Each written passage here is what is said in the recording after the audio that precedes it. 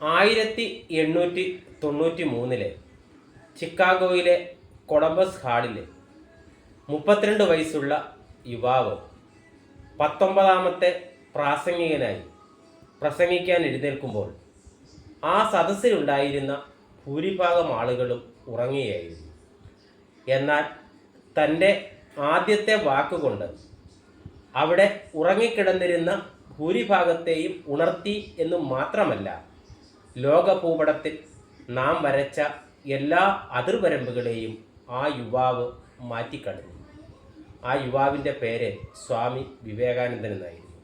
32ാമത്തെ വയസ്സിലാണ് ആ യുവാവ് അമേരിക്കയിലെ എൻ്റെ സഹോദരീ സഹോദരന്മാർ എന്ന പ്രസംഗത്തിലൂടെ രാജ്യത്തെ അതിർത്തി തിരിച്ച് പാകിസ്ഥാനെന്നും ഇന്ത്യയെന്നും അമേരിക്കയെന്നും ഒക്കെ തിരിച്ചു വച്ചിരുന്ന എല്ലാ അതിർവരമ്പുകളെയും തൻ്റെ വാക്കിലൂടെ മാറ്റിക്കളഞ്ഞത്.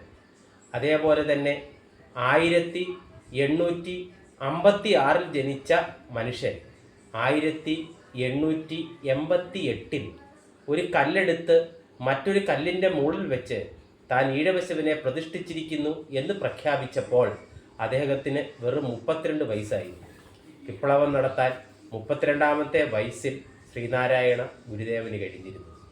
അതേപോലെ തന്നെ 29ാമത്തെ വയസ്സിൽ എല്ലാ സുഖസൗകര്യങ്ങളും ഉണ്ടായിരുന്നിട്ട് കൂടി കൊട്ടാരം വിട്ടിറങ്ങിയ മനുഷ്യൻ പരമമായ സത്യം നേടുകയും അവസാനം തൻ്റെ 32ാമത്തെ വയസ്സിൽ സാരനാഥിലെ ഡിയർ പാർക്കിലെത്തി earthly life is full of sorrow and desire is the cause of sorrow, അഥവാ ഭൂമിയിലെ ജീവിതം ദുഃഖം നിറഞ്ഞതാണെന്നും ആഗ്രഹങ്ങളാണ് ദുഃഖത്തിന് കാരണമെന്നും പറഞ്ഞ് ആദ്യത്തെ പ്രസംഗം നടത്തുമ്പോൾ സിദ്ധാർത്ഥ രാജകുമാരൻ എന്ന ഗൗതമ ബുദ്ധന് വയസ്സ് വെറും 32 മാത്രമായിരുന്നു.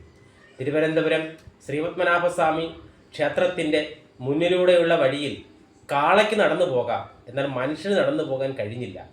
ഇത് കണ്ടറിഞ്ഞ് തൻ്റെ വീട്ടിലെത്തി തൻ്റെ കാളവണ്ടിയുടെ മുമ്പിൽ ഒരു കാളയെ കെട്ടിക്കൊണ്ട് കാളയ്ക്ക് പോകുന്ന വഴിയിലൂടെ എന്തുകൊണ്ട് കാളിക്ക് പോയിക്കൂടാ എന്ന ചോദ്യമുയർത്തി സാക്ഷാൽ അയ്യങ്കാളി തൻ്റെ വില്ലുവണ്ടി യാത്ര നടത്തുമ്പോൾ അദ്ദേഹത്തിൻ്റെ പ്രായവും 32 ആയിരുന്നു.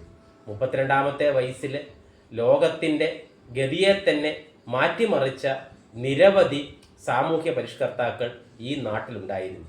അവരുടെ പാത പിന്തുടർന്നാണ് ഭാരതത്തിലും വിശിഷ്യ കേരളത്തിലും നവോത്ഥാനം അതിൻ്റെ ഉത്തുംഗ ശൃംഗങ്ങളിലേക്ക് നടന്നു കയറിയത്.